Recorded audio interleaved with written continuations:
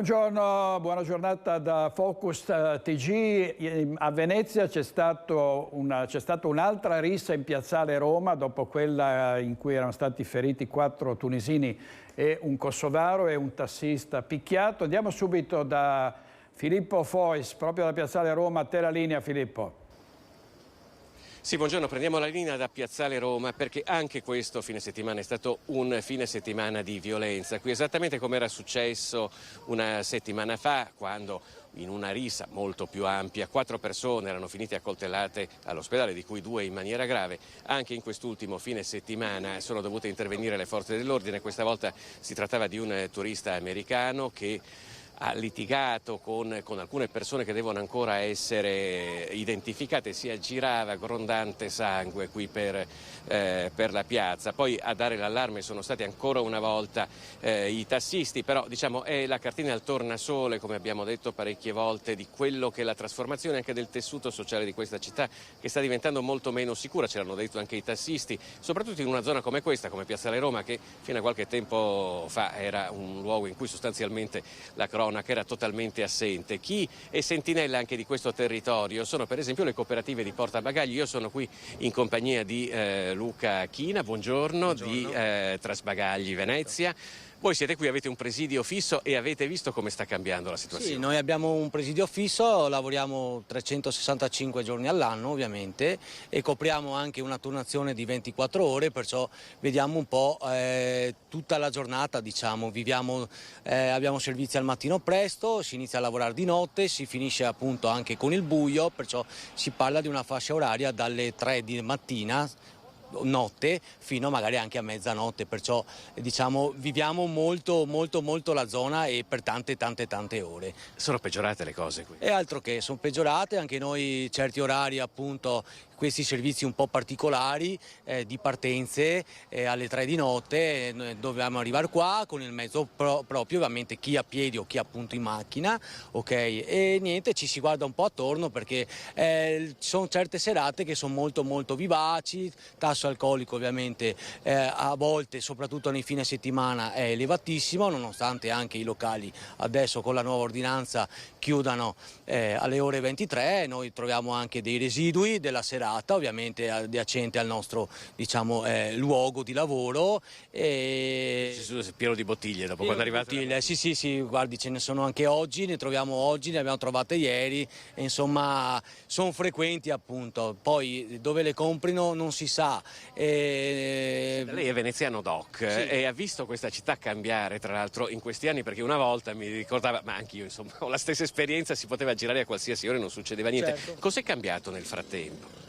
Bah, secondo me innanzitutto allora io giravo qualsiasi ora del giorno e anche della notte, perché ovviamente in gioventù si girava per bar, locali, c'era magari la situazione particolare del momento, magari erano anche le stesse persone, ma erano più che altro persone locali, diciamo, ecco, magari c'era chi alzava il gomito sempre, però ormai erano conosciuti e quindi era una cerchia chiusa. Adesso col cambio sia generazionale e anche multinazionale sono cambiate tante cose. Abbiamo paura anche noi, ripeto, perché non si sa mai, una volta magari, che ne so, ci poteva essere la litigata che magari finiva a calci e pugni, adesso magari ti trovi un coltello, ti trovi la bottiglia rotta, minacce e quant'altro. È cambiata molto la città. Sta diventando un po' più difficile lavorare. Altro che più difficile un po' per tutti, diciamo, anche per chi vive, per chi lavora, per chi magari rientra da una serata in pizzeria anche in terraferma, che magari scende con il pullman, ragazzine, molto particolare. Anch'io parlo da genitore, ovviamente ho 2 ragazze che adesso momentaneamente sono piccole, cresceranno e mi chiedo sempre cosa sarà e cosa farò io in caso di situazioni imbarazzanti come quelle che si sono verificate negli scorsi weekend. Le forze dell'ordine hanno rafforzato la loro presenza qui. C'è da dire che in effetti anche l'ultima volta sono intervenute molto spesso, forse qua però anche il problema è anche quello del tessuto sociale, di un tessuto sociale che è molto cambiato e che è più portato, diciamo, ad atti che prima qui non si vedeva. Sì, verissimo. La società è cambiata molto dal mio punto di vista, ma manca anche un rispetto reciproco, nel senso non solo per la città ma anche tra uomo e uomo, donna e donna. Secondo me proprio c'è stato un cambio generazionale e ovviamente sociale non indifferente. Grazie a Luca Chiera, naturalmente lo ringraziamo per la sua disponibilità, gli auguriamo un buon lavoro e restituiamo la linea allo studio. Grazie molte a Filippo Fois. Intanto vediamo il titolo della Nuova Venezia a proposito di violenza e di degrado. In via Carducci spunta il filo spinato per difendersi da sbandati ed ubriachi. Guardate, su una cancellata il filo spinato per non far passare eventuali ladri. I residenti dicono: siamo esasperati per questo degrado, spacciatori, drogati e senza fissa dimora sono i veri padroni dell'area, va sempre peggio. A via Carducci è proprio una via centrale di Mestre. Sempre sul fronte del degrado vediamo che cosa si è deciso di fare a Vicenza, servizio di Daniele Garbin. Un cittadino tunisino pregiudicato di 31 anni è stato scordato al centro rimpatri di Roma per essere immediatamente espulso dall'Italia. Il provvedimento è stato deciso dal questore visto la particolare pericolosità del soggetto che aveva appena scontato l'ultima pena per furto aggravato in un'abitazione di Padova nel carcere di Vicenza. In Italia dal 2011 il criminale aveva collezionato infatti numerosi reati per cui era già stato condannato come rapina, ricettazione, lesioni personali, violenza a pubblico ufficiale, furti, porto d'armi abusivo e spaccio di droga. È uno dei risultati conseguiti durante l'ultimo controllo antidegrado disposto nel fine settimana nelle zone calde della città, segnalate dai residenti per la presenza molesta di soggetti che compromettono l'ordine e la sicurezza pubblica.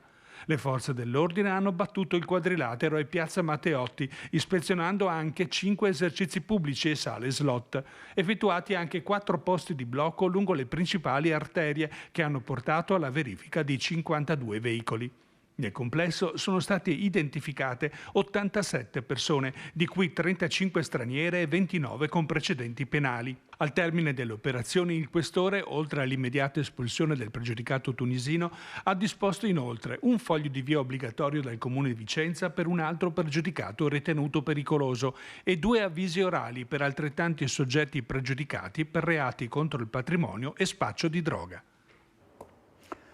E questo è il servizio di Daniele Garbin da Vicenza e c'è una vera e propria razzia, furti messi a segno in tante abitazioni, davvero è sempre caratterizzata da furti. L'inizio, diciamo, l'estate, quando ci sono i mesi caldi, partono i furti. A Raffica, a Carpesica, addirittura al termine della messa, ieri mattina, il parroco ha comunicato ai fedeli la notizia del furto delle offerte per i lavori al campanile. Amarezza e grande indignazione tra i parrocchiani. C'è poi un altro avviso del quale penso tanti abbiano già sentito: ci sono stati i ladri a trovarci in Canonica. Carpesica, messa delle 11 del mattino, al termine della celebrazione, tra gli avvisi, il parroco Don Matteo Darcier comunica anche il furto di 13.800 euro avvenuto in settimana in Canonica, una cifra che comprendeva anche le offerte per il restauro dell'impianto elettrico del campanile. La cosa che dispiace è che non gli esca ai miei, ma gli esca ai vostri. Ecco, quindi sono amareggiato più per questo che per il furto in sé. Ecco, è stata fatta denuncia ai carabinieri, anche l'assicurazione, speriamo di riuscire a recuperare queste cose. Nella piccola chiesa ad ascoltarlo una trentina di fedeli, la sorte, dicono, si accanisce. È in corso la conta per i danni che il maltempo ha causato sul tetto di chiesa e canonica e ora questo. La mancanza di segni evidenti di effrazione fa pensare. Mi lascia un po' amareggiati questo fatto qua, perché adesso recuperare tutti quei soldi là non è facile. E qua sono andati sicuramente colpo sicuro, perché qua non dovevano far saltare bancomat oppure far tante robe. E adesso che si fa? Adesso aspetteremo la divina provvidenza. Io penso che quelli che l'hanno fatto sono proprio dei delinquenti. Una cosa brutta veramente, cioè anche pensare che tanta gente ha lavorato per diciamo racimolare un po' di soldini e vedere che poi è andata a finire così è veramente brutto. Mi dispiacere così. È proprio vergognoso, perché ti fa capire che non si può più vivere bene. È una cosa, non hai parole, non ci sono parole, perché adesso l'ho appena detto, bisogna rifare l'offerta per poter, se no pure Don Matteo come fai a mettere a posto le campane, è impossibile. Il luogo è isolato, ma Don Matteo lo chiama comunque un angolo di paradiso. Paura non ne ho, anzi mi hanno detto più volte se ho paura di abitare qui da solo, isolato, ma paura non ne ho. Fortunatamente siamo assicurati contro il furto, adesso vediamo come e quanto riusciremo a recuperare grazie all'assicurazione. Poi per il resto bisognerà ricostruire anche la somma piano piano. E capita sempre più spesso che persone in vacanza controllino l'appartamento attraverso le telecamere, le app, i sistemi di sicurezza e vedano, proprio mentre sono al mare o in montagna, estranei all'interno della loro abitazione. È successo ai padovani che hanno subito chiamato i carabinieri e sono stati arrestati tre ladri. Vediamo il servizio di Francesco Rattai. Il periodo delle ferie rappresenta un'occasione ottima per i topi d'appartamento. I ladri però devono fare i conti con la tecnologia che permette di controllare le proprie abitazioni. È quello che è successo nella notte di domenica a Padova, in zona Ospedale Sant'Antonio, dove i proprietari di un appartamento in vacanza sono stati allertati dal loro sistema di sicurezza e dallo smartphone.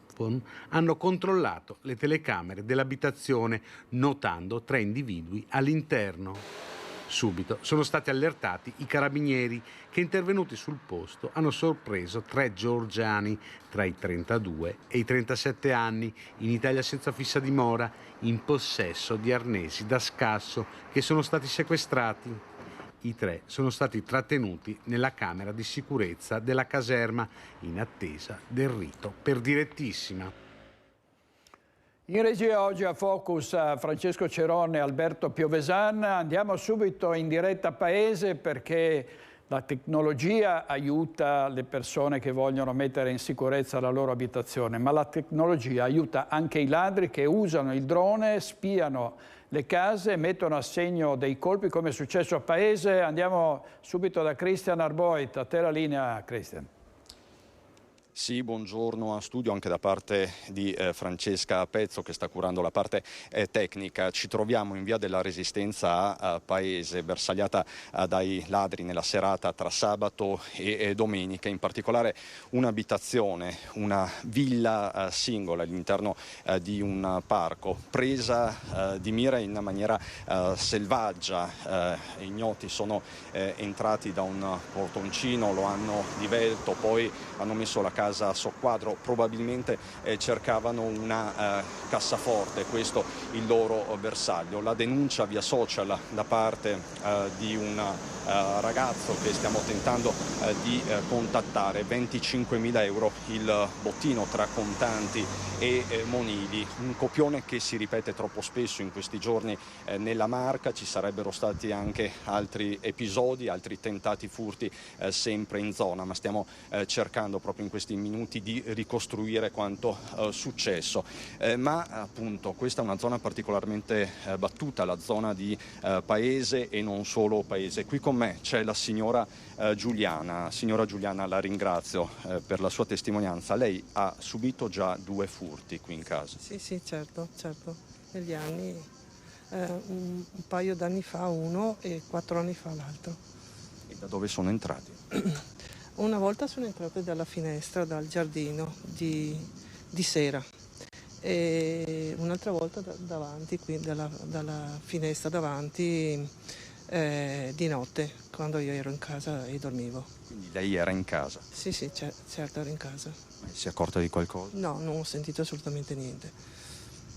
E poi la mattina si è alzata e ha visto quello che era successo? No, mi sono alzata, cercavo la borsa per il telefono, non trovavo la borsa e ho detto ma credevo di averla dimenticata in giro, poi ho visto la finestra aperta, pensavo di averla dimenticata io aperta e poi ho visto la borsa vuota in giardino mancavano i soldi, ma poi mi hanno portato anche altre cose, hanno portato via dei bijou, cose così, oltre al portafoglio ovviamente. Lei sabato sera era in casa, non si è accorta di nulla perché parliamo della casa di fatto dei suoi vicini. Sì, non me ne sono accorta, no, non ho visto niente.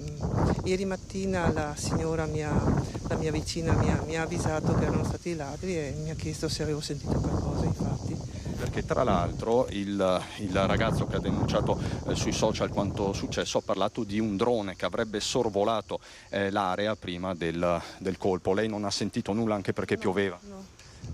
Sì, ero in casa, mi pare che sabato sera, non so se piovesse o qualcosa del genere. Comunque sì, siccome poi è un po' dietro e poi i vicini che gravano proprio sul giardino sono via, quindi probabilmente io non mi sono accorta di niente. Signora Giuliana, grazie per questa sua testimonianza. Ecco, chiaramente poi abbiamo sentito anche altre voci, altre persone che ci confermano come la notizia poi sia rimbalzata anche sulle chat e su WhatsApp in particolare. Ci sono diverse storie che riguardano questo quartiere nel recente passato, altri furti, altri colpi messi a segno. Tra l'altro proprio in questi minuti la zona è perlustrata dai carabinieri, le indagini sono in corso. Per il momento da Via della Resistenza vi restituisco la linea con Francesca Pezzo.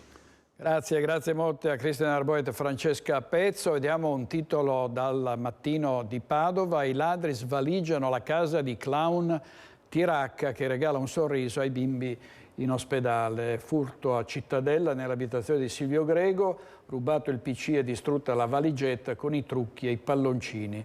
Il malvivente venga a lezione di clown di corsia, dice la vittima di questo furto particolarmente odioso.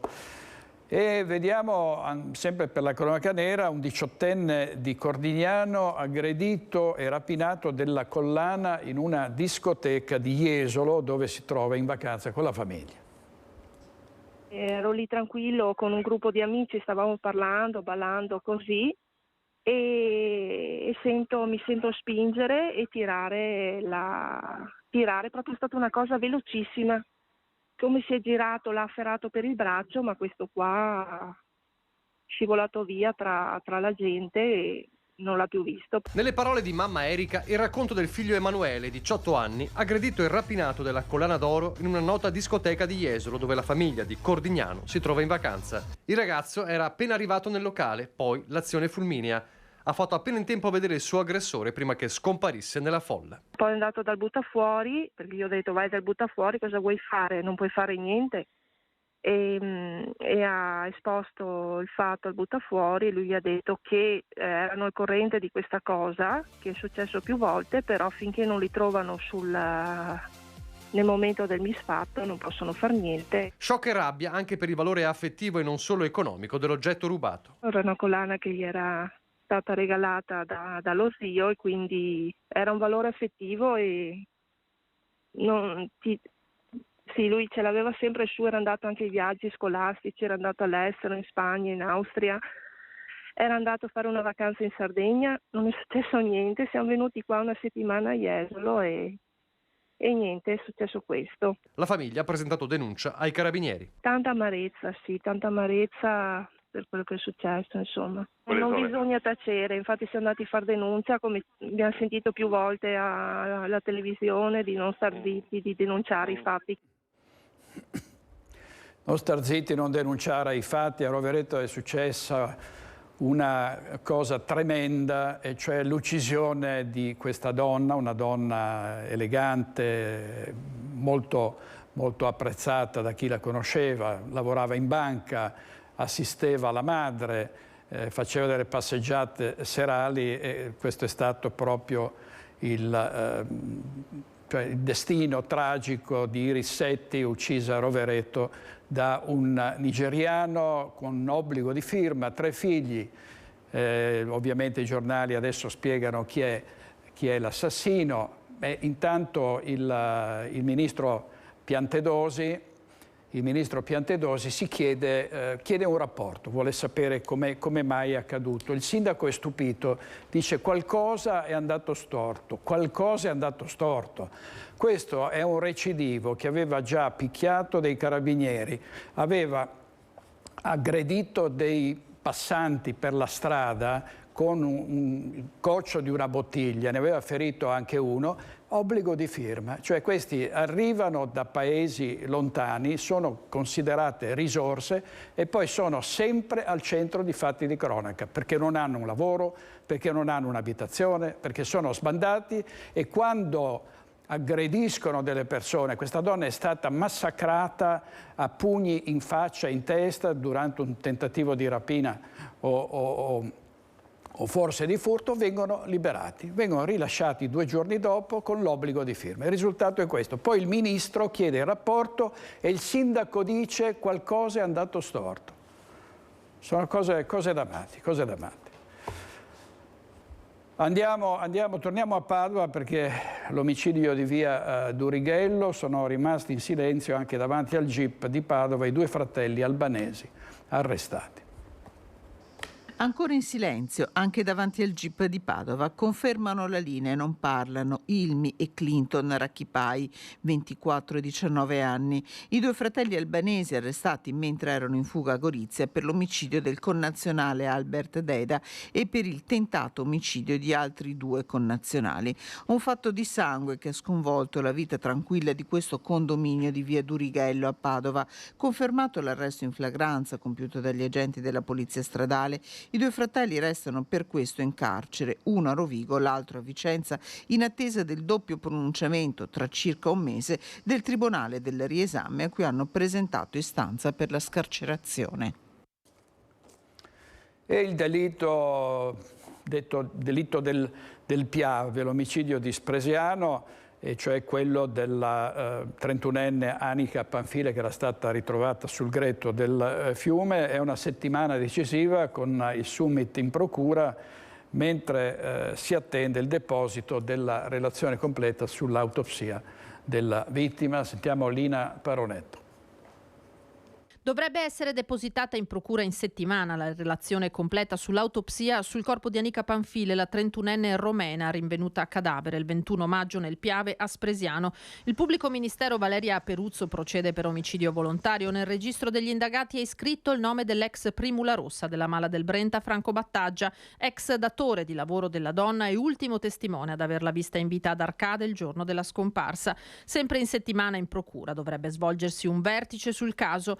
Battaggia, tuttora a piede libero, nega ogni addebito, ma cosa abbiano in mano gli inquirenti a suo carico lo stabiliranno gli esiti degli accertamenti del nucleo investigativo dei carabinieri e degli specialisti del RIS di Parma, che hanno passato al setaccio la pescheria dell'indagato lungo la Pontebana a Spresiano, la sua abitazione di Arcade e le sue auto.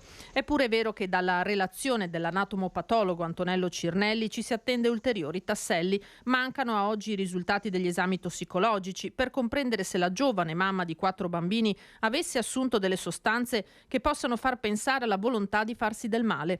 L'ipotesi iniziale del suicidio era tuttavia stata scalzata proprio dall'autopsia, che aveva parlato di un forte trauma alla testa prodotto con tutta probabilità da un corpo contundente. Lo stesso compagno di Anica, Luigino De Biasi, si è sempre rifiutato di credere al gesto estremo, come ribadisce il suo legale, l'avvocato Fabio Amadio. Quello che ha sempre sostenuto fin dall'inizio il signor De Biasi è che lui non crede nell'ipotesi del suicidio. Non c'erano elementi, la signora non aveva particolari problemi in salute, non c'erano questi problemi economici, se non quelli, come sempre detto, di una famiglia che ha 4 figli che deve tirare a campare. Di conseguenza lui ha sempre ritenuto l'ipotesi del suicidio come un'ipotesi, a suo modo di vedere, non percorribile. A maggior ragione acquisisce sempre più importanza il completamento della relazione sull'autopsia. Il compagno della vittima, aggiunge il suo avvocato, vuole arrivare alla verità. Lui sta attendendo, come sempre, di avere qualche notizia. Gli esiti della perizia probabilmente saranno il momento in cui i nodi si verranno a sciogliere, quantomeno per le modalità in cui è venuta a mancare la signora Anica. Aspettiamo questi. Incidenti, sempre incidenti, tutti i giorni. C'è stata una tragedia sulle strade di Arsiero, nel Vicentino. È morto un motociclista pensionato travolto da un'auto durante una gita domenicale con altri bikers. Vediamo. L'impatto violento con un'automobile non ha dato scampo a Davide Dall'Acqua, il motociclista 60enne che ha perso la vita nei pressi di Arsiero dopo essere scivolato con il proprio mezzo sull'asfalto reso scivoloso dalla pioggia. L'incidente è accaduto ieri nel tardo pomeriggio durante una gita dell'uomo con altri bikers in Val Posina. Al rientro della comitiva, per cause in corso di accertamento, in prossimità della frazione di Castana, lungo la provinciale 81, il centauro pensionato di Mantova ha perso il controllo della sua BMW GS in prossimità di una curva, finendo nella corsia opposta. In quel momento sopraggiungeva un padovano alla guida di una Volkswagen Tiguan che, trovandosi improvvisamente il centauro a terra, non ha potuto frenare l'auto in tempo, travolgendo l'uomo. Inutili soccorsi dei sanitari del SUEM che, tempestivamente giunti sul posto, non hanno potuto far altro che constatare il decesso del motociclista. La strada è stata bloccata per 3 ore dai carabinieri e dagli agenti di polizia locale Alto Vicentino intervenuti per i rilievi e dirigere il traffico. Ancora in corso le indagini per ricostruire l'esatta dinamica dell'incidente. E i sindaci di molti comuni dicono dobbiamo a questo punto aumentare il numero degli autovelox per limitare gli incidenti. Gli automobilisti replicano no, i comuni vogliono fare cassa, non gliene importa niente della sicurezza. C'è uno scontro a Cadoneghe su questo perché i multati sono in rivolta. Il sindaco di Cadoneghe Chiesaro dice ci sono stati troppi incidenti gravi, 68, vediamo. Dovrebbe esserci, credo che ci sia, eccolo lì, Chiara Gagliari. Buongiorno, da Cadoneghe il caso dei 2 autovelox sulla strada 307, noi la chiamiamo la vecchia strada del Santo. Ringraziamo il sindaco Marco Chiesaro, gli facciamo anche le congratulazioni perché è fresco sposo, nonostante questo è sempre in comune, sindaco. Assolutamente sì, ho fatto mezza giornata di ferie, ma le necessità in questi giorni sono davvero tante. A parte gli autovelox abbiamo l'ordinario che è molto pesante, abbiamo problemi relativi ancora alla grandine, il territorio è stato particolarmente colpito, 4 sono stati gli eventi che hanno, direi, quasi martoriato l'area più settentrionale del nostro comune e i nostri uffici sono ancora al lavoro per cercare di verificare l'entità dei danni e poi si passerà anche alle verifiche da parte privata e quindi il lavoro, poi le opere pubbliche, insomma gli uffici sono molto impegnati. Ecco, sentiamo anche che ci sono dei lavori in corso, 24.000 multe in circa un mese dall'accensione dei 2 autovelox, leggiamo insomma sui social ma non solo, anche cittadini, tra l'altro io vivo in questa zona di Padova, di fatto quasi tutte le famiglie hanno ricevuto una multa, sono in subbuglio e vengono proprio attaccati questi 2 autovelox. Ricordiamo perché sono stati posizionati, sindaco. Ma gli autovelox sono stati intanto installati in una direttrice nord-sud, sono stati installati perché è arrivata una petizione nel corso degli anni, addirittura 4 petizioni che io peraltro ho voluto raccogliere anche in un faldone, questa è solo una delle petizioni da parte delle famiglie che chiedono di essere ascoltate, hanno interpellato le autorità, quindi le forze dell'ordine, la prefettura e il sindaco, io stesso le ho ricevute più volte singolarmente e anche assieme. È nato quindi una sorta di raggruppamento civico di questi cittadine e cittadini in famiglie e sono state anche colpite direttamente da incidenti, quindi da purtroppo feriti. Alcuni lutti hanno colpito le nostre famiglie di Cadoneghe e molte proprietà private sono state letteralmente distrutte da veicoli che ad alta velocità e a media velocità sono entrate nelle pertinenze private. C'è stato un caso tra i tanti che voglio ricordare eclatante di un veicolo una domenica mattina, quindi non era nemmeno sotto l'effetto di sostanze stupefacenti, è stato accertato tutto, l'alta velocità in una sezione curvilinea della strada è entrato, ha fatto una carambola ed è entrato in un garage e la famiglia ha detto per fortuna che in quel momento solitamente c'erano i miei figli, in quel momento non c'erano, altrimenti sarebbe stata una strage. Questo è uno dei tanti incidenti, 68 negli ultimi 5 anni, 45 gravi con morti e feriti e questo comune, questo territorio ha ancora la memoria fresca di quanto è accaduto. L'ultima domanda, Sindaco, 50 all'ora. Io stessa la percorro varie volte, quel tratto di strada obiettivamente è una velocità ridotta. Tanti si pongono il problema perché non limite a 70. Allora, quella strada è stata declassata, era una strada regionale, SR, era una strada regionale, è stata declassata a strada urbana e non è l'unica a Cadonica, perché Cadonica ha raggiunto i 15.000 abitanti, è una città.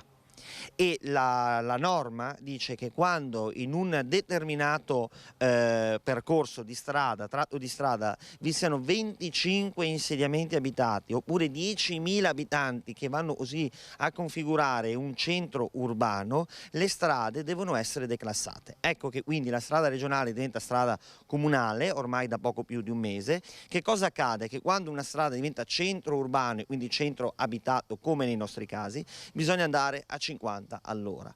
Peraltro i rilevatori all'interno del decreto prefettizio sono stati proprio individuati nei punti dove è stata più alta l'incidentalità e dove va aumentata la tensione. E dove sono questi rilevatori? Sono in prossimità di un incrocio a T con passaggio pedonale, con attività. Nelle immediate vicinanze abbiamo una palestra, abbiamo scuole e abbiamo l'uscita della chiesa e un parcheggio. Dall'altra parte abbiamo una pensilina per l'attesa dell'autobus dove vanno i nostri ragazzi, i figli delle nostre famiglie ad attendere l'autobus per andare verso Padova, e dall'altra parte della strada abbiamo un ristorante con dei tavolini all'esterno e un parcheggio a raso e davanti alla strada. Quindi si chiede una attenzione particolare in questi due punti. Non credo sia nulla di trascendentale, non credo sia nulla di difficile da poter fare, si chiede una particolare attenzione in quel tratto di strada, perché se siamo arrivati a questo punto è perché l'esasperazione dei cittadini, delle attività economiche era tanta. Allora davvero noi credo che abbiamo toccato tutti i punti. Sindaco, le ringraziamo tantissimi, le facciamo anche tantissimi auguri per il prossimo appuntamento che la tende in Costiera Amalfitana. Ringrazio Federico Cibotto per la collaborazione tecnica e da Cadonica restituisco la linea. Grazie molte, grazie a Chiara Gaiani e al Sindaco Schiesaro. C'è lo scontro, come sapete, sui migranti, chi vuole l'accoglienza diffusa, chi invece propone di tornare agli hub. Questo succede in Veneto ma anche in altre regioni. In Friuli Venezia Giulia, a Palmanova, c'è la rivolta dei cittadini che non vogliono avere accoglienze concentrate in un unico luogo, e sentiamo cosa ha detto al Messaggero Veneto il sindaco di Palmanova. Sentiamo. Di Palmanova, lei ha organizzato oggi questa manifestazione perché? In effetti siamo molto preoccupati delle intenzioni che ha il commissario di governo, anzi il commissario dell'immigrazione, perché in effetti voler fare un hotspot qui con dei prefabbricati che avrebbero fatto qualsiasi altra parte ci fa pensare che dopo su questa struttura prefabbricata si possa, diciamo così, espandere una struttura diversa con altre finalità, cioè trasferire la cava Zerani praticamente. Questa è la nostra grande preoccupazione in questo momento. Cosa significherebbe per un centro come Ialmico, un borgo come Ialmico, avere i numeri della Cavalzerani? È chiaro che questo vale per tutti i borghi che ci sono in tutto il Friuli, è chiaro che una piccola comunità con pochissimi abitanti, 600, 700, non può sofferire un impatto di una fibra, di una permanenza concentrata di persone su 500 come la Cavalzerani. La risposta della politica regionale e quella più alta qual è stata? Allora devo dire che è stata estrema opacità nel prendere le decisioni, in effetti non sono mai stato consultato, ho dovuto cercare informazioni da solo, sono dovuto andare al prefetto di Udine, sono andato dove si sono infrastrutture, che è proprietario del bene, sono andato anche al Demanio Civile, il quale mi ha confermato che in effetti le strade portano tutte quante verso gli altri. Quindi quello che chiedo, l'ho chiesto anche al prefetto Figlieste, che è il capo del Consiglio di Governo della Regione, di ricevere, perché avevo un mandato da parte del Consiglio Comunale di essere ascoltato se mica non è stato fatto. Nei prossimi giorni verrà ascoltato, avete preso qualche accordo? Allora, ho fatto la richiesta al prefetto, però mi avrei dovuto chiamare, ma non mi ha chiamato, quindi la prima mossa che farò sarà cercare di essere ricevuto almeno dal prefetto di Grazie mille. Noi siamo qui per sostenere con forza la nostra contrarietà al centro migranti qui alla Vinicio Lago di Almico. Abbiamo votato all'unanimità in Consiglio Comunale un ordine del giorno in cui si portava avanti la estrema contrarietà di tutto il Consiglio, anzi noi liberi, io rappresentante della lista Liberi, ho presentato con successo un emendamento per rafforzare l'ordine del giorno e fare in maniera di avere un incontro urgente con il signor prefetto, cioè il commissario straordinario, assieme all'assessore competente ai migranti del Friuli Venezia Giulia e con tutte le rappresentanti dei gruppi consigliari presenti in Consiglio Comunale. Quindi noi siamo totalmente contrari a questa trilocazione che la riteniamo assolutamente inappropriata, inadeguata e inopportuna e anche noi vorremmo avere delle spiegazioni su come mai, se sarà così, come mai la scelta sarà caduta da parte del commissario straordinario governativo sulla Vinicio Lago di Almico. E questa era l'intervista al sindaco e vice sindaco di Palmanova, contrari con tanti cittadini, avete visto degli striscioni, all'ipotesi di un hub per migranti. I migranti, dicevamo prima, sono in arrivo anche in Veneto, sono previsti 1000 arrivi alla settimana, 120 al giorno. Sentiamo cosa dice il sindaco di Cittadella, Piero Bon. Purtroppo le proposte che si leggono in questi giorni nei quotidiani relativi alla questione migranti sono proposte che non sono accettabili. La prima è quella dell'accoglienza diffusa, perché i sindaci devono per prima cosa aiutare i propri cittadini. Cittadella ha circa 40 persone che richiedono un'abitazione popolare e non ne abbiamo da dare. Poi il creare l'hub, il rischio è che si creino gli hub come qualche anno fa. La questione va risolta a livello nazionale, bisogna impedire che riescano ad arrivare in Italia per due grossi motivi. Il primo è che chi parte con questi barconi rischia la vita in mare ed è chiaro che partono perché sanno che dall'altra parte poi in qualche modo riusciranno ad essere ospitati.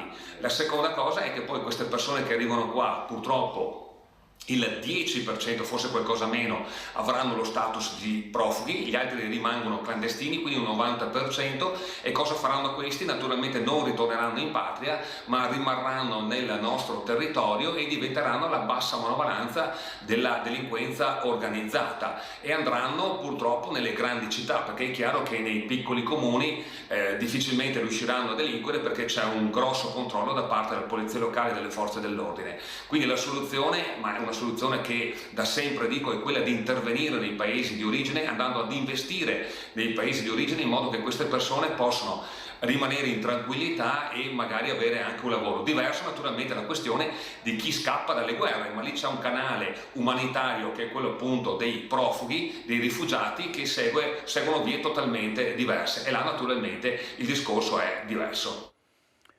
Era il sindaco di Cittadella Luca Pierobon. Adesso sentiamo cosa ha detto ieri Mario Conte, che è sindaco di Treviso e presidente dell'ANCI, rispetto alla proposta della prefettura di Treviso di un bando per altri 400 posti. Il sindaco dice: abbiamo già dato, e definisce inevitabile a questo punto l'apertura di maxi hub anche in altre province. Ricordo che Conte e lo stesso presidente Zaia sono favorevoli all'accoglienza diffusa. Vediamo. Treviso ha dato e adesso capisco le difficoltà del prefetto, però dovrà trovare altre situazioni, in attesa però che venga messa la parola fine a questo grande flusso di migranti provenienti dall'Africa, perché era stato anche promesso in campagna elettorale dalla Premier Meloni, e quindi è giusto che si dia continuità a quelle promesse. 2 stoccate in un colpo solo: al governo, che non riesce a contenere gli sbarchi di richiedenti asilo sulle coste, e a chi ha snobbato il protocollo ANCI per l'accoglienza diffusa. E di fronte al bando pubblicato dalla prefettura per individuare altri 400 posti per migranti, il sindaco di Treviso Mario Conte blinda, almeno politicamente, le porte dell'ex caserma Serena. Devo dire che ce l'aspettavamo, nel senso che gli arrivi sono continui.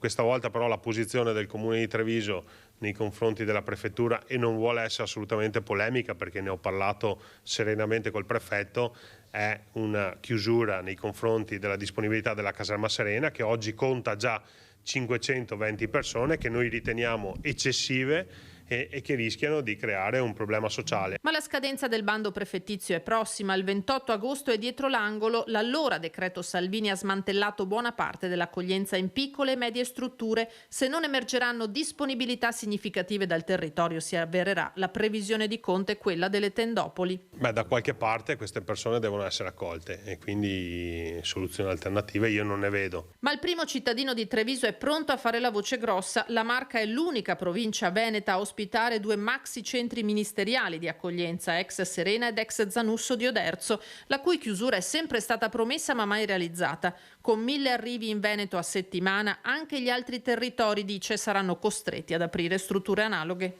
Ma io credo che questa sarà una soluzione, nel senso che comunque quando arrivano vengono distribuiti adesso circa in modo equo nelle varie province e ogni prefetto avrà le stesse grane rispetto al prefetto di Treviso, quindi delle soluzioni devono essere trovate. A Treviso tutti quanti si sono sentiti un po' più tranquilli perché c'era la caserma Serena, ma oggi il sindaco di Treviso dice basta la caserma Serena. Ed era stato Gian Antonio D'Arè proprio sulle nostre reti a dire per primo il no alla proposta di varare in Veneto per la prima volta l'accoglienza diffusa, posizione che è stata ribadita anche dal parlamentare della Lega e segretario provinciale della Lega Trevigiana, Dimitri Coin.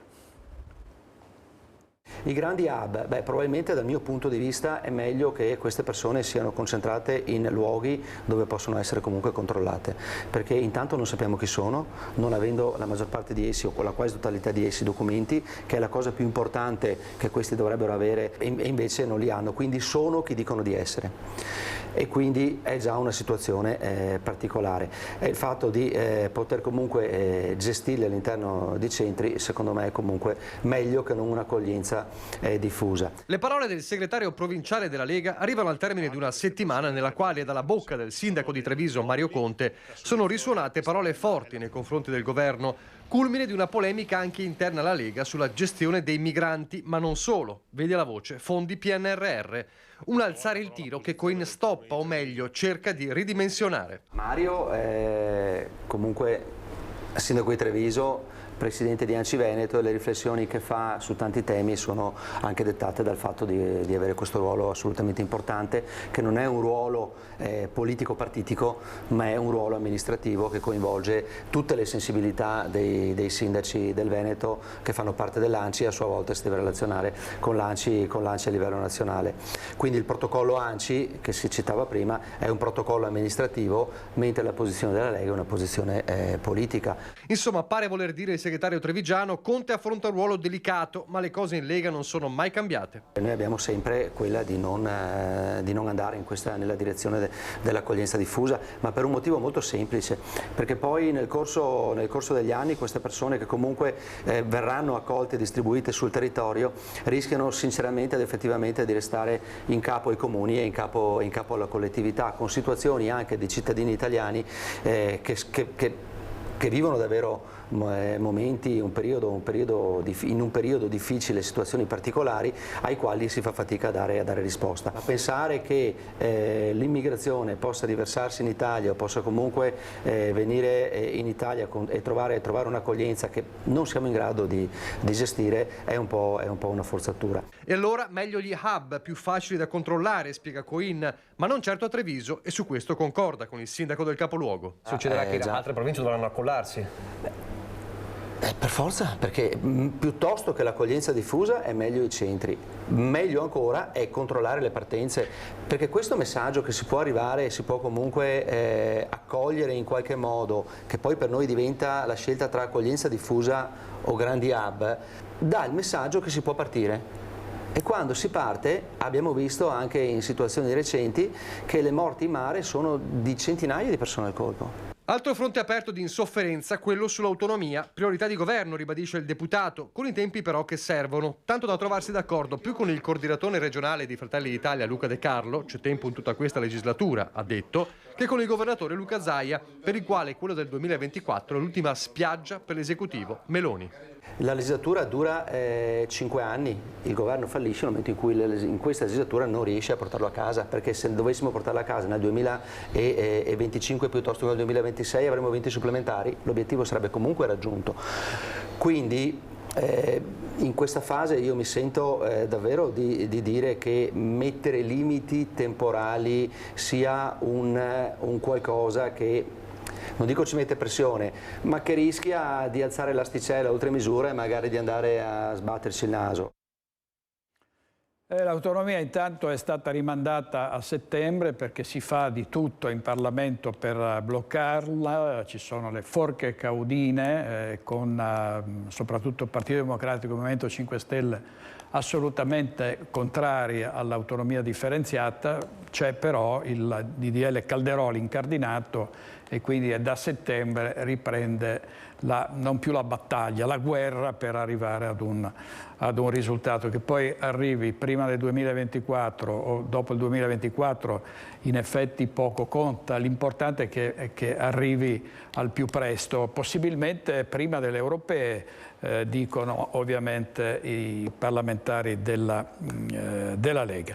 Andiamo però avanti con la questione dei migranti, perché diceva Coin, avete sentito, bisogna bloccare le partenze, lo si sta tentando in tutti i modi, ma sembra davvero impossibile, nonostante si dica grandi accordi con altri paesi. Gli accordi poi evidentemente sono solo fumo negli occhi, e c'è la guerra alle ONG che sono ritenute responsabili di provocare le partenze, perché i migranti dicono ci sono le ONG che ci aspettano e ci salvano e partiamo. Sentiamo su questo cosa dice un esponente delle ONG della Mediterranea, in particolare Beppe Caccia.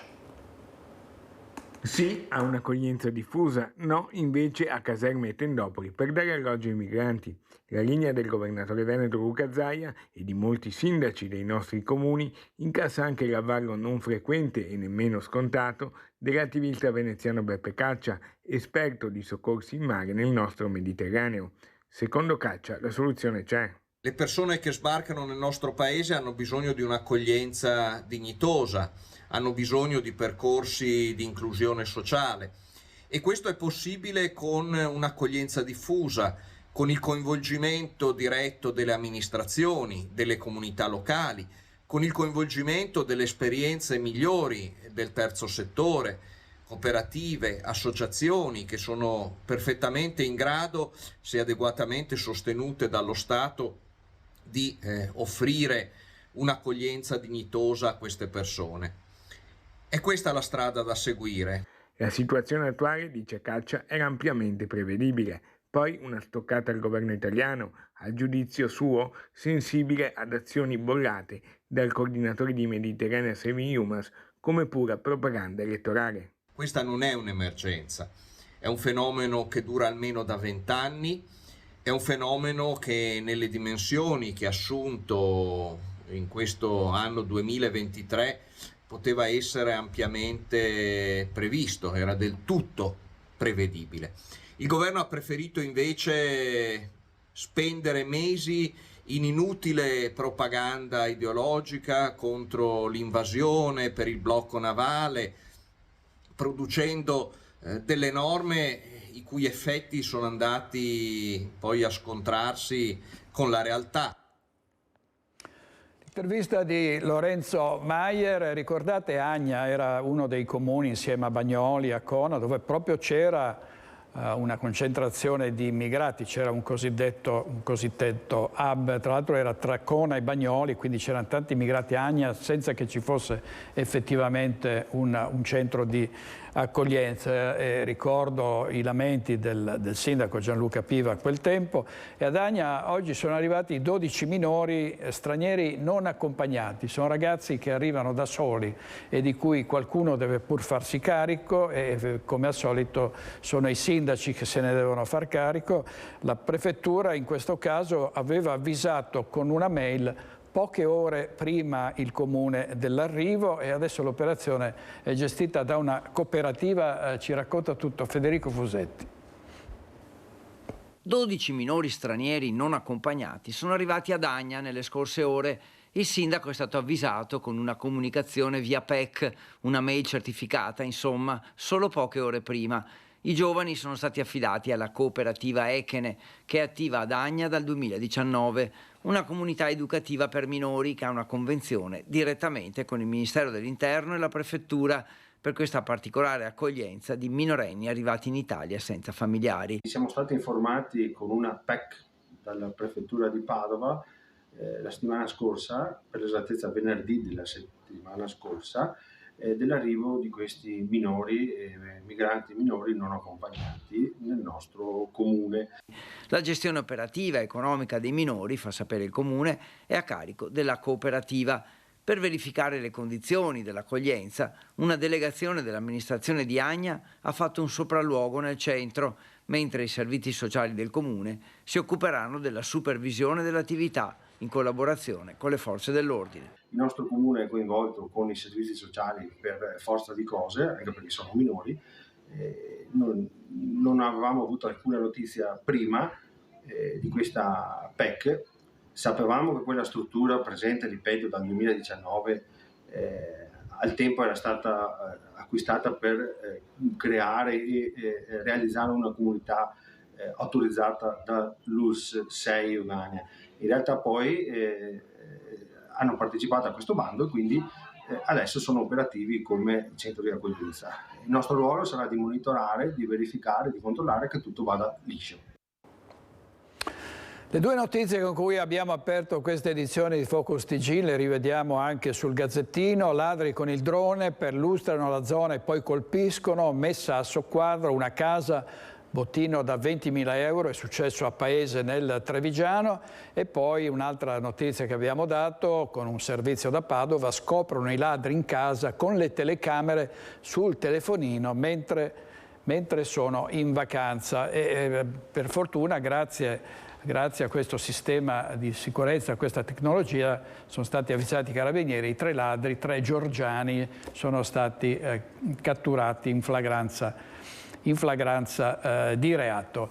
Non si sottraggono ai furti nemmeno i clown e nemmeno i clown che vanno negli ospedali per far sorridere i bambini malati. È svuotata la casa del clown Tiracca. Vediamo. Ancora furti in abitazione a Cittadella. Questa volta ad essere stato colpito dai malviventi è il clown Tiracca, noto per le sue attività a favore dei bimbi malati negli ospedali. Quello che lascia l'amaro in bocca è che i predoni, oltre a portare via un computer e a mettere a soqquadro l'abitazione, hanno anche distrutto la valigetta da clown con i trucchi utilizzati in corsia. Con un post su Facebook, l'alter ego del clown Tiracca, Silvio Grego, di 71 anni, residente a Borgo Treviso a Cittadella, esprime tutta la sua indignazione, invitando i ladri, dopo un attento esame di coscienza, a partecipare al corso di formazione per clown in corsia, scegliendo quindi di cambiare vita. È la seconda volta nel giro di pochi anni che la casa del generoso clown viene visitata dai ladri. Questa volta però è la più dolorosa, visto il danneggiamento della borsa che conteneva palloncini, pompetta e nasi rossi da donare ai bambini malati.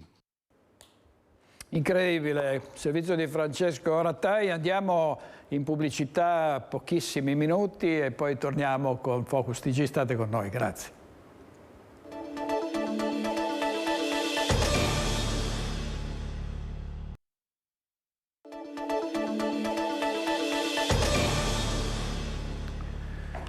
Ci sono i predoni nelle abitazioni e poi ci sono le predazioni messe in atto dai lupi, in questo caso soprattutto sull'altopiano, ma anche in altre parti del Vicentino. I lupi fanno il loro mestiere e quindi non si può criminalizzarli più di tanto. Diverso il discorso per quelli che vanno a rubare anche nella casa del clown Tiracca. Vediamo il servizio della nostra redazione di Bassano del Grappa.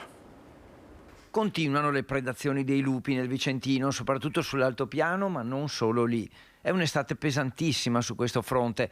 I fenomeni si ripetono con sempre maggiore frequenza, gli allevatori sono sempre più preoccupati e non trovano misure adeguate per proteggere gli animali, pecore, galline, bovini e altro. E non dimentichiamo ad esempio quello che è accaduto alla malga Brusafonte di Caltrano, lungo la Valdastico, ma praticamente già all'interno dell'altopiano, con 5 episodi di predazione in un solo mese. Gli ultimi in ordine di tempo sono delle scorse ore, prese di mira pecore e bovini. Una manza è stata uccisa a Lisserenego, 2 pecore a Magas La Peur in Val Miela, nella zona di Melete di Fozza, e poi ancora, poche ore dopo, altre 2 giovani manze a breve distanza tra loro a Tresche-Conche, a una decina di chilometri da Asiago. Soprattutto altopiano, dunque, preso di mira e situazione critica per malgari e allevatori sempre più preoccupati e sempre più impotenti davanti a episodi che avvengono lontano ma anche molto vicino ai centri abitati della zona.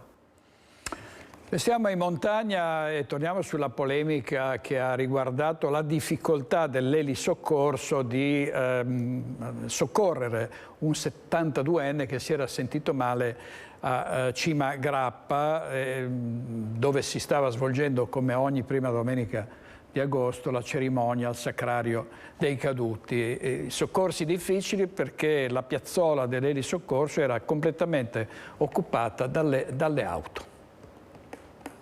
Alla fine è andato tutto a buon fine, resta un po' di rammarico, ecco, per aver visto una piazzola che dovrebbe servire a questo tipo di emergenze e venire usata come parcheggio per macchine villeggianti. Ecco. Piazzola per l'atterraggio dell'elisoccorso occupata sul Grappa. Al personale del SUEM Pieve, del soccorso alpino e ai carabinieri forestali è toccato bloccare la provinciale e far atterrare l'elisoccorso in strada per caricare un paziente cardiopatico di 72 anni di Preganziol colto da malore durante la tradizionale cerimonia dedicata ai caduti. Abbiamo concordato con la centrale operativa e con il pilota dell'elicottero di incontrarci in un rifugio appena più sotto, che era il rifugio Scarpon a ovest di Cima Grappa. Quando siamo arrivati giù abbiamo scoperto che la piazzola che era dedicata al servizio di soccorso era praticamente invasa da auto parcheggiate dentro la piazzola.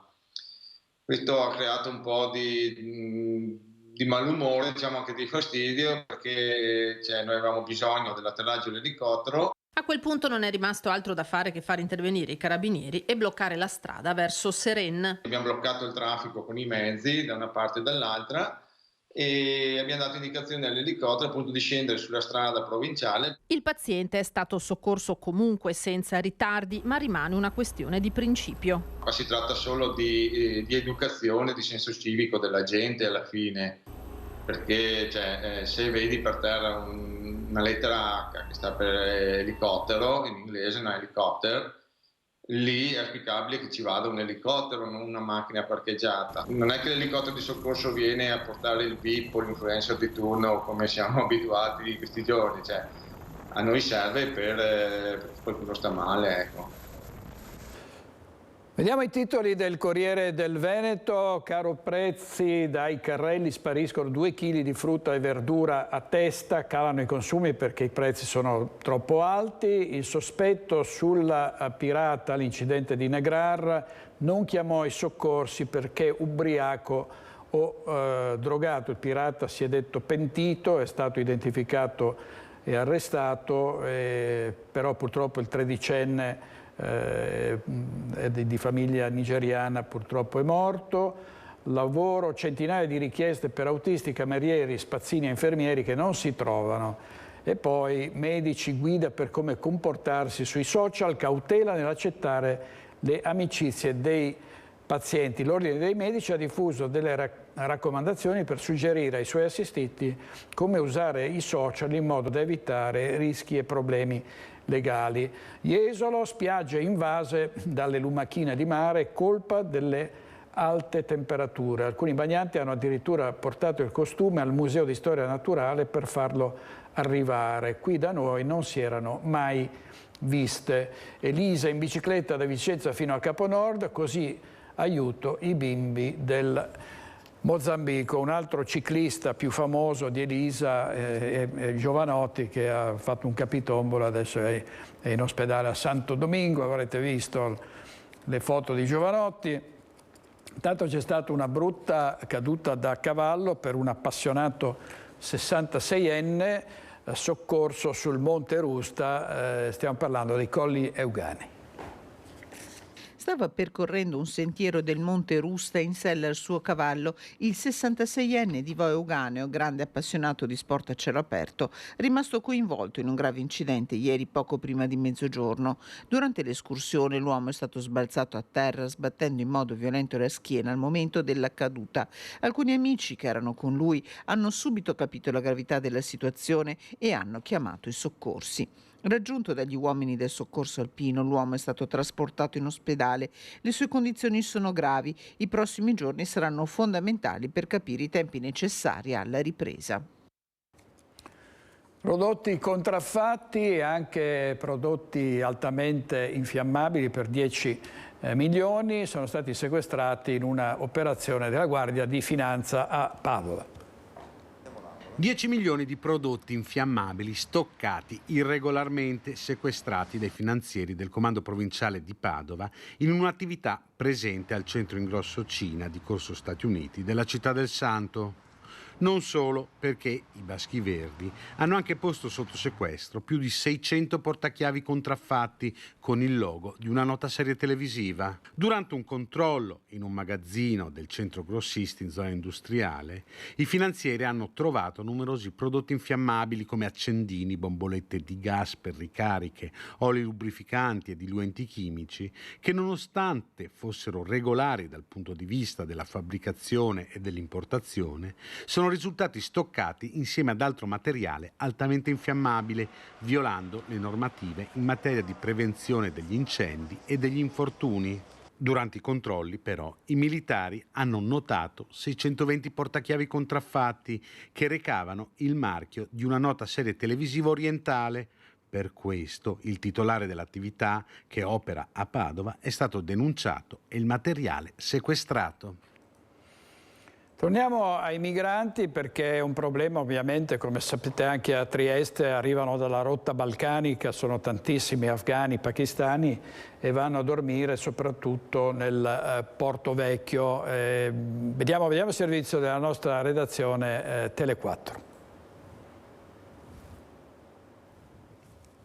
Il governo nazionale, ora sono tutti al governo, hanno detto che avrebbero risolto il problema immigrazione facilmente, invece vediamo che non stanno risolvendo niente a danno della dignità delle persone che appunto arrivano attraverso una rotta balcanica molto difficoltosa e difficile e non trovano un luogo dignitoso. Questo è l'affondo della segretaria provinciale del Partito Democratico Caterina Conti sul tema immigrazione. Il Silos come ricovero per migranti e senza tetto non solo non è una soluzione, ma non è nemmeno specchio della dignità umana, incalza Conti, e con uno sgombero della struttura e l'attuale mancanza di un'alternativa, il messaggio che passa è di una gestione del problema che sta facendo acqua da tutte le parti. Il tentativo poi di volerli spostare dal Silos a un luogo inesistente, insomma abbiamo detto si tratta di spostare delle persone da un luogo inadeguato a un posto che non esiste nei fatti, quindi non è una soluzione istituzionale.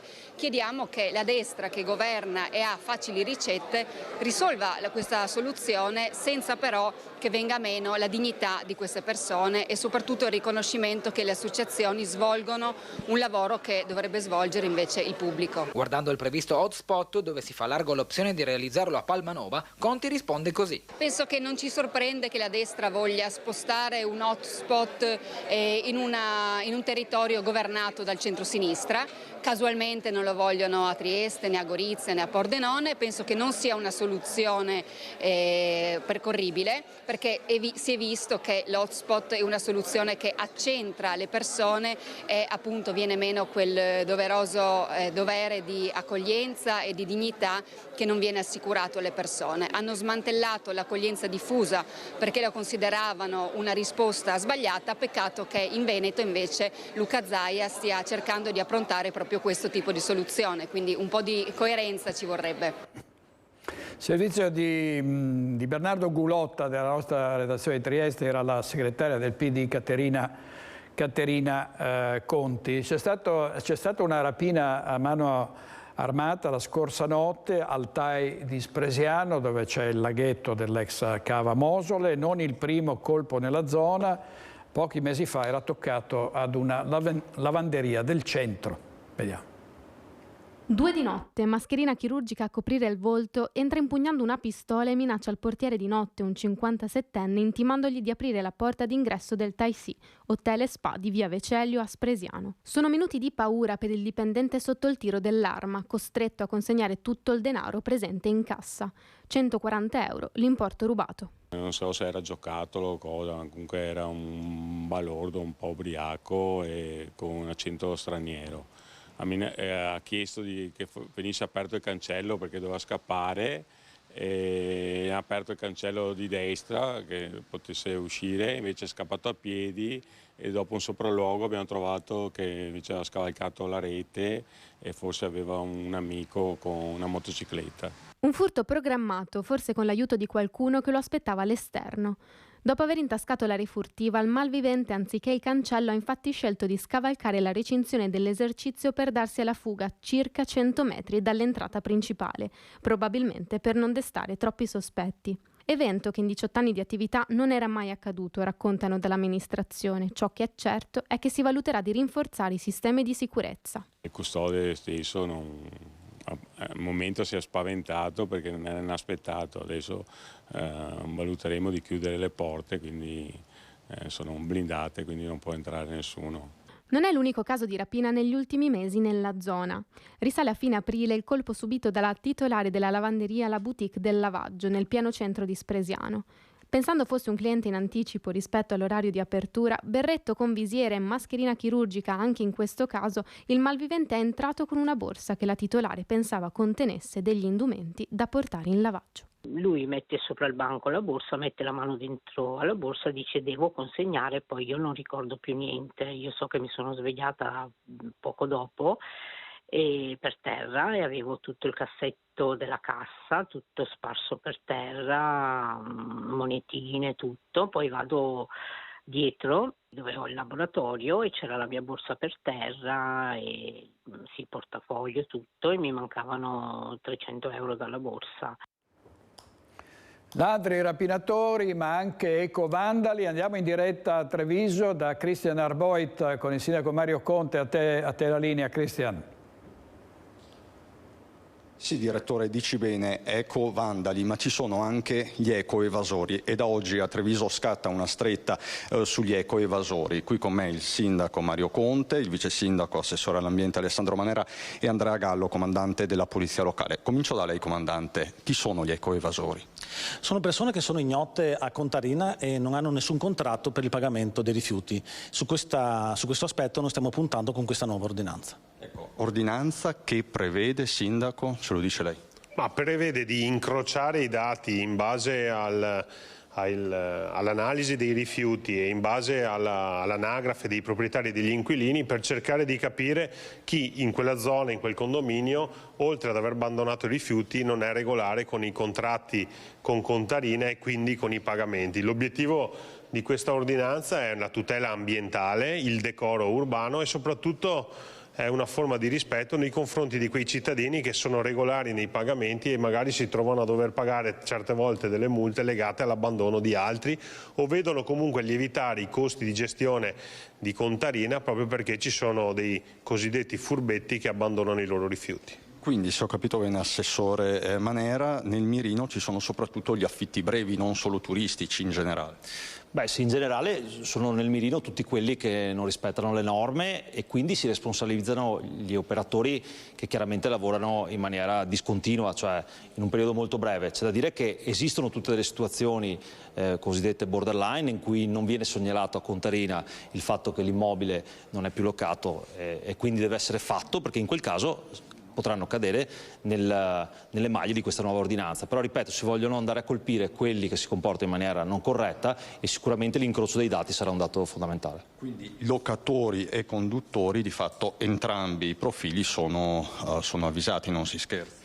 Sì, è una condivisione di responsabilità per un obiettivo comune che è quello della tutela ambientale e del rispetto tra le persone. Quindi coloro che sono proprietari di appartamenti e affittano i loro appartamenti a degli inquilini magari per tempi brevi devono verificare che il loro inquilino sia regolare con i contratti e con i pagamenti. Ecco, Comandante Gallo, quali sono le zone più interessate da questo fenomeno? Perché ci sono delle zone più interessate di altre? Sono i grandi agglomerati urbani, stiamo parlando di Via Pisa, abbiamo anche mostrato un filmato eloquente, per cui partiremo sicuramente da quelle situazioni e partiremo proprio nei prossimi giorni. Ecco, filmato che tra l'altro vi mostreremo questa sera nel corso dei nostri telegiornali. L'ordinanza sarà firmata nelle prossime ore sostanzialmente, quindi entra in vigore, è un'ordinanza contingibile urgente e termina il 31 ottobre, una sorta di sperimentazione che potrebbe essere anche una best practice per i comuni della zona. Sì, sarà un periodo sperimentale dove poi andremo ad analizzare gli effetti di questa ordinanza. Siamo molto fiduciosi e l'obiettivo è quello di renderla strutturale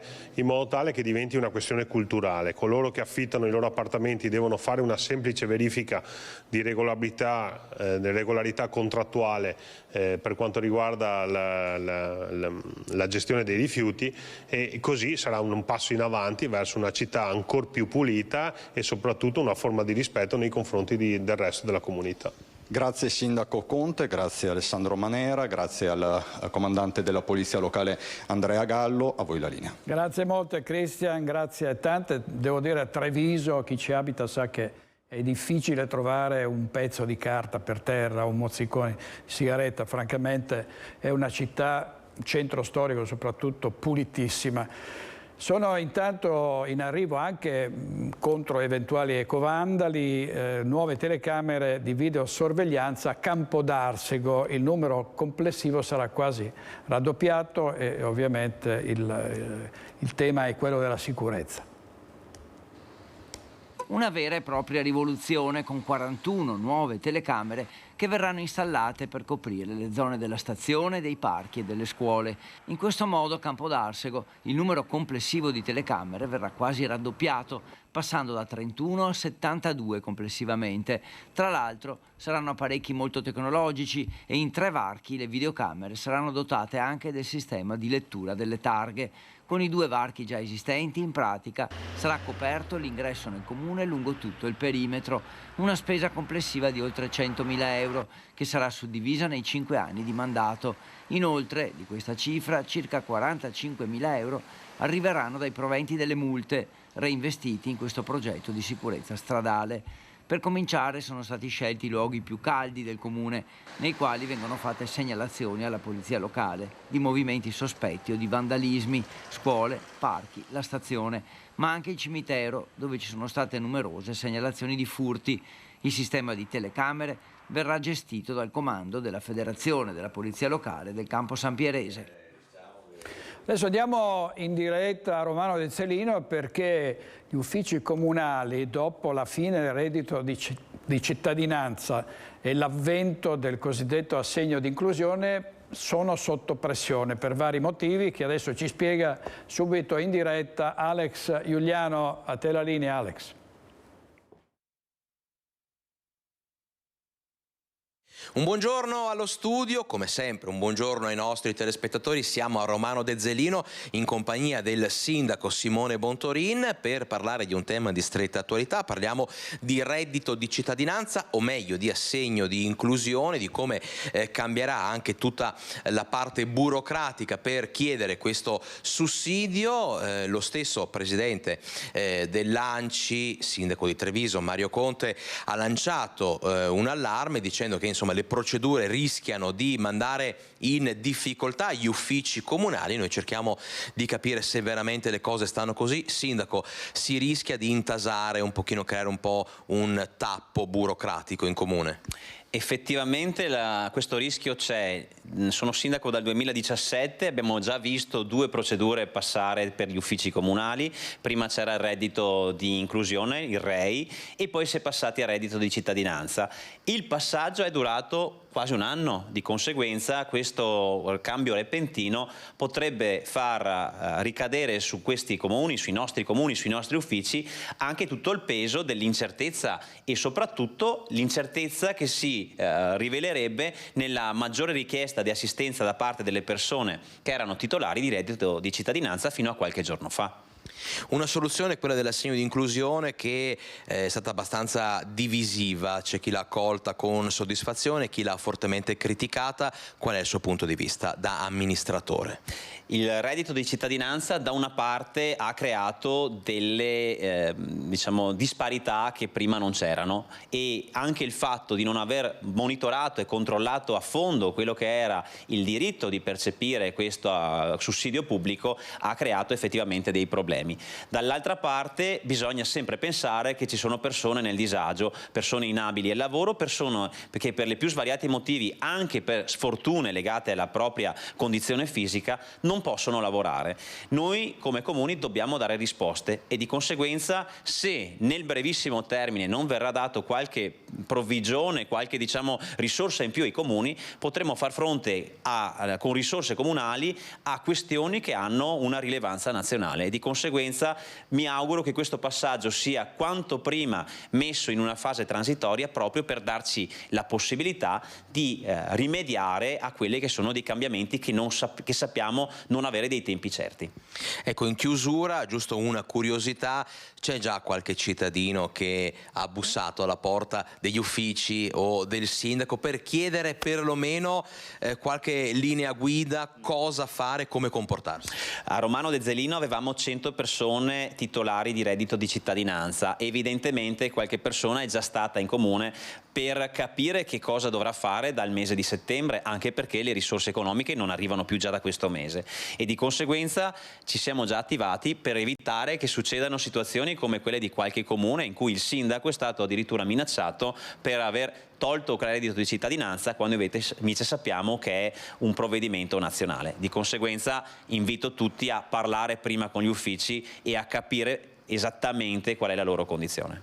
E allora, con questo invito del sindaco Simone Bontorin, sindaco di Romano De Zelino, noi restituiamo la linea allo studio. Grazie molto ad Alex Giuliano, sindaco di Romano. Andiamo a Venezia. Lorenzo Maier ci parla di un dato che non era stato previsto evidentemente, e cioè che nel 2022 i posti letto negli hotel sono fortemente diminuiti, pare anche causa del Covid. Molte strutture alberghiere non ce l'hanno fatta riaprire. Sentiamo.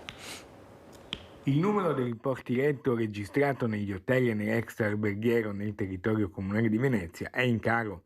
A Venezia Centro Storico si è passati infatti dai 56.000 circa del 2019 ai circa 53.000 del 2022, mentre a Mestre Marghera e a Lido, nello stesso periodo, sono calati di almeno 1.000 unità per ognuna delle due destinazioni. L'analisi dettagliata del presidente dell'Associazione Veneziana Albergatori Vittorio Bonaccini, illustrata nel corso dell'Assemblea annuale degli associati, ha colto molti di sorpresa. Evidentemente, dopo il Covid, diverse strutture non ce l'hanno più fatta a riaprire. L'analisi del direttore Claudio Scarpa. E abbiamo visto che la situazione del 2019 era ben diversa dal punto di vista della ricettività, nel senso che molti alberghi non hanno superato la grande crisi della pandemia e quindi sono rimasti chiusi. C'è stata quindi una diminuzione incredibile dei posti letto disponibili, sia un po' su tutti i territori, ma soprattutto sul Lido e sulla terraferma. Questo perché alcuni non ce l'hanno fatta, alcuni hanno preferito tenere chiuso, alcuni hanno preferito riconvertire. L'associazione rappresenta circa 430 strutture ricettive per un numero complessivo di circa 8.000 dipendenti.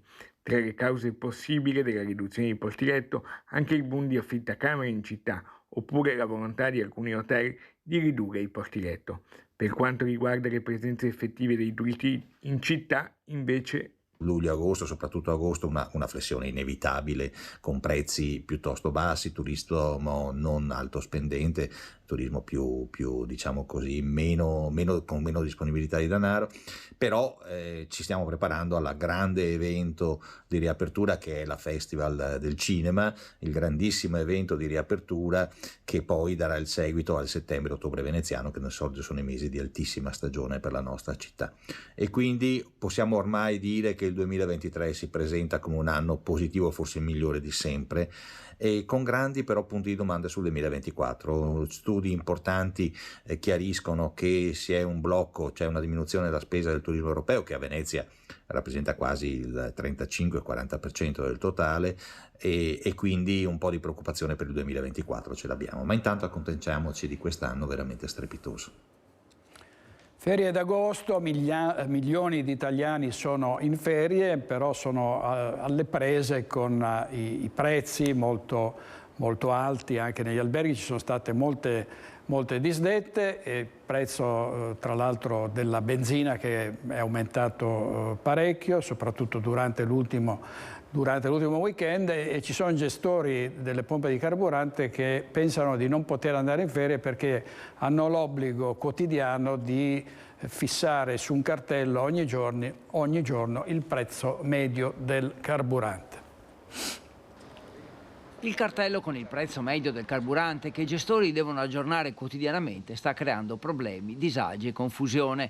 Ne sono convinti gli addetti ai lavori, ma anche gli automobilisti. E ora chi gestisce una stazione di servizio teme di non poter nemmeno andare in ferie. C'è confusione, diciamo che attualmente qualche utente, qualche consumatore controlla il prezzo medio regionale, non c'è questa ressa per capire qual è il prezzo medio regionale. Ripeto, sicuramente qualche confusione lo sta creando, il prezzo medio regionale è un prezzo che non troveremo sugli impianti, è un prezzo che è una media regionale, quindi sicuramente non porterà un risultato di un abbassamento del prezzo. Secondo la normativa, infatti, che però non è abbastanza chiara, il gestore deve aggiornare il prezzo ogni mattina e se va in ferie, ma l'impianto self-service che continua a funzionare, rischia di prendere una multa. Dovrebbe quindi chiudere anche il self-service con un evidente danno economico. Ci sono degli impianti che sono completamente selfizzati e gestiti soprattutto dalla compagnia petrolifera, dove abbiamo una figura dell'appaltatore che in teoria con questa legge non può andare in ferie perché tutti i giorni deve comunicare il prezzo, deve aggiornare il prezzo, che è diverso dalla comunicazione, deve aggiornare il prezzo regionale. Si è creata ancora più confusione, ci sono degli operatori, i nostri colleghi, che purtroppo non potranno nemmeno andare in ferie perché, esempio, quegli impianti completamente selfizzati dovranno aggiornarlo tutti i giorni i prezzi.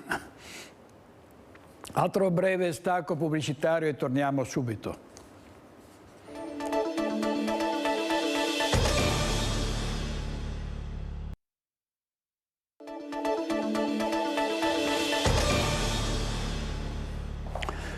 Un altro fatto di sangue, ne abbiamo parlato proprio in apertura, che ha indignato tutto il paese. A Rovereto, aggredita e picchiata da un senza tetto mentre passeggiava al parco di notte, è morta questa donna di 61 anni.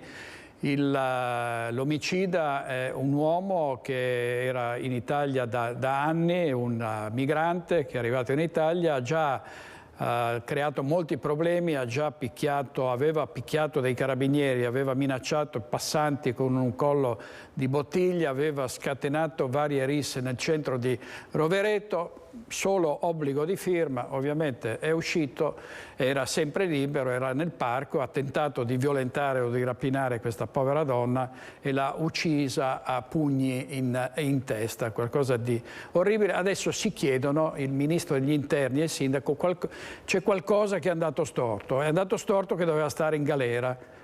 Ecco cosa è andato storto. Intanto noi continuiamo ad accogliere, ad ospitarli, a cercare soluzioni. C'è il parroco e il sindaco di Marano Vicentino che scrivono una lettera aperta ai concittadini affinché mettano a disposizione spazi abitativi sfitti. Care concittadine e cari concittadini, con l'intensificarsi degli sbarchi di persone migranti sulle coste del sud Italia e visto il sovraffollamento dei cosiddetti hotspot, il Ministero dell'Interno sta, attraverso le prefetture, iniziando a distribuire sul territorio nazionale queste persone. Inizia così la lettera congiunta di Marco Guzzonato e Don Fabio Balzarin, rispettivamente il sindaco e il parroco di Marano Vicentino, che rivolgendosi alle persone della propria comunità si appellano alla loro generosità per fare la propria parte nell'ospitare gli ultimi migranti, che secondo la stima dovrebbero essere di 4.000 persone in Veneto e circa 600 nella provincia di Vicenza.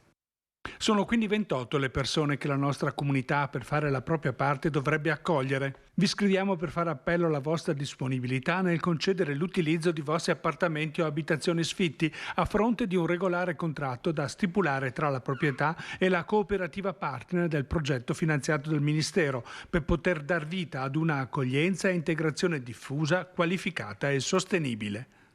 Nel comune di Marano è già attivo un progetto SAI, Sistema Accoglienza e Integrazione, destinato a nuclei familiari vittime di tratta, violenza e persecuzione, come strumento per gestire il fenomeno dei flussi migratori.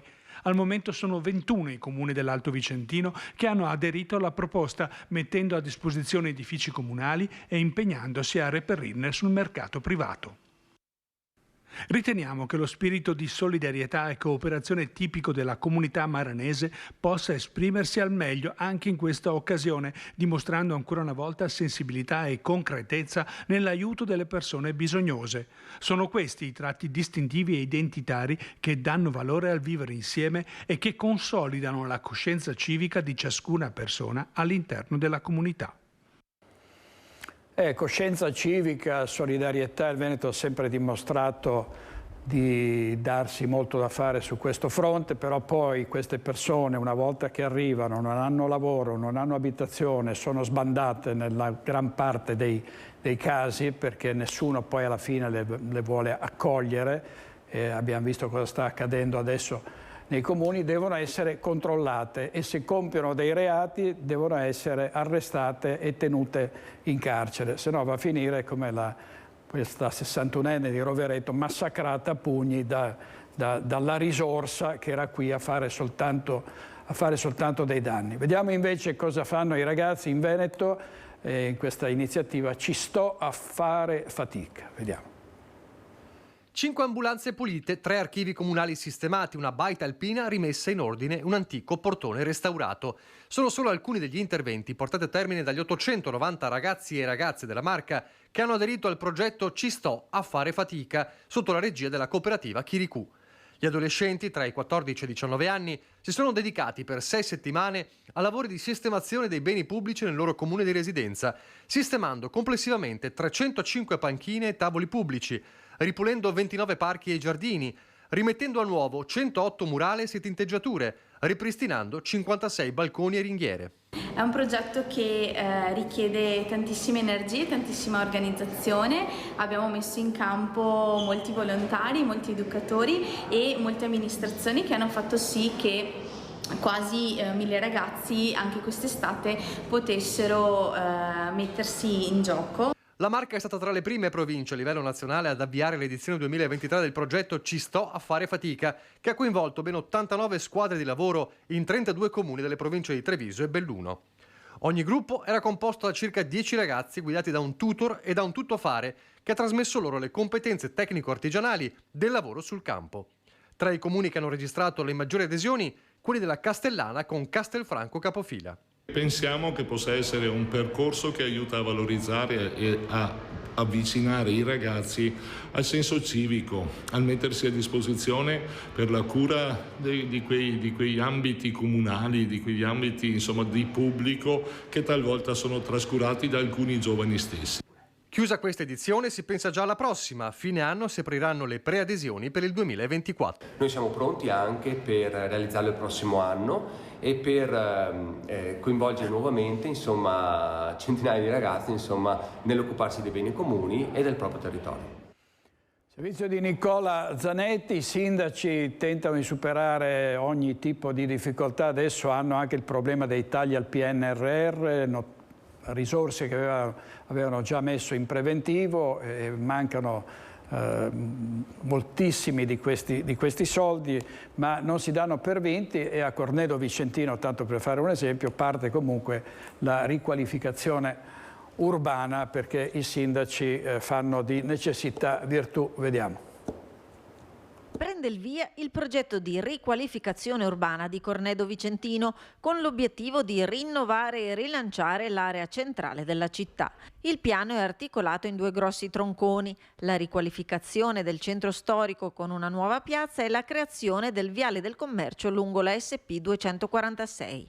Un intervento che è teso a rigenerare il nostro tessuto urbano, a ricucirlo tra di loro, tra le varie fasi, tra le varie stratigrafie della nostra città, ma è un intervento teso anche a una migliore mobilità, a una pedonabilità, a un traffico più lento, un traffico più da centro cittadino. Lo spegnimento dei semafori, sostituiti da 2 nuove rotatorie, fa parte di questo progetto che mira ad una fluidificazione del traffico con creazione di percorsi ciclopedonali, di un'area di sosta per la casa di riposo Tassoni, nuovi posti auto e una nuova fermata coperta per i mezzi pubblici. Si parte con la modifica sostanziale della viabilità in via Monte Pasubio, con l'eliminazione dei semafori, tra gli ultimi rimasti sulla SP 246 da Recoaro a Trissino, e l'istituzione di 2 rotatorie provvisorie.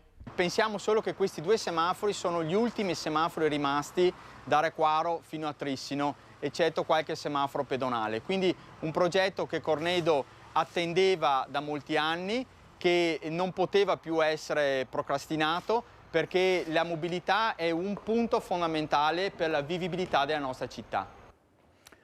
Il servizio di Luisa Bertini è tutto per oggi, grazie a Francesco Cerone e Alberto Piovesani in regia, grazie a voi che avete scelto Focus TG. A stasera con Focus alle 21:15.